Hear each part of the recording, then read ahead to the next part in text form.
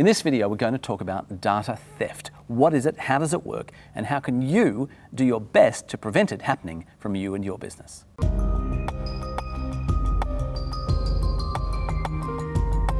G'day Dan, how are you? Good, thanks, Jim. So let's talk about data theft. Who are these people who are actually going after the data on your computer? What's it all about? So the people going after data on your computer can be a variety of people. They can either be former employees that used to work in the organisation. Maybe they have a grudge against the boss, maybe they're going to a competitor. They can be hackers, so people in different countries wanting to steal that data for some kind of commercial advantage. So regardless of the industry that you're in, it doesn't matter how many people you have and how much data you have, your data is important. Your data is always important to you because without your data, you generally don't have a business. If you actually do get hacked and some data is compromised, particularly in Australia, what do you have to do? Isn't there some sort of law now? If a business in Australia is hacked, what that business has to do is report that to the government to say that we have been hacked and we believe our data has been stolen. But unfortunately, they also have to report that to all their customers and be able to tell their customers that we have had a breach of our data and quite possibly your personal information has been compromised. That can't be a nice email to send. No, it's not good publicity for the business. What are some of the top cybersecurity threats to businesses these days? So, as I said before, your data, no matter how big or small it is important. So one of the most common things that we would see is just people stealing that data. Data theft is becoming more and more common.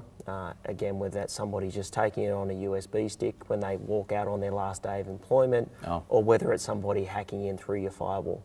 Data theft is becoming one of the more common problems in cybersecurity. Okay, so what can you do to minimise the chances of data theft happening? Are there any sort of practices or processes or software you can put on your machines? How can you control this problem?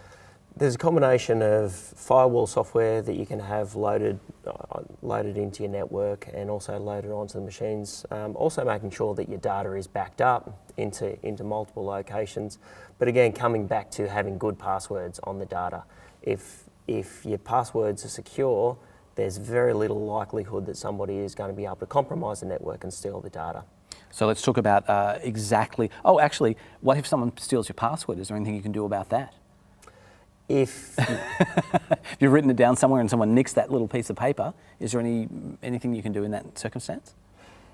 Look, generally we say to people, if you think your password's been stolen, that's the point where you need to change your password straight away. Yeah, of course, that would make sense.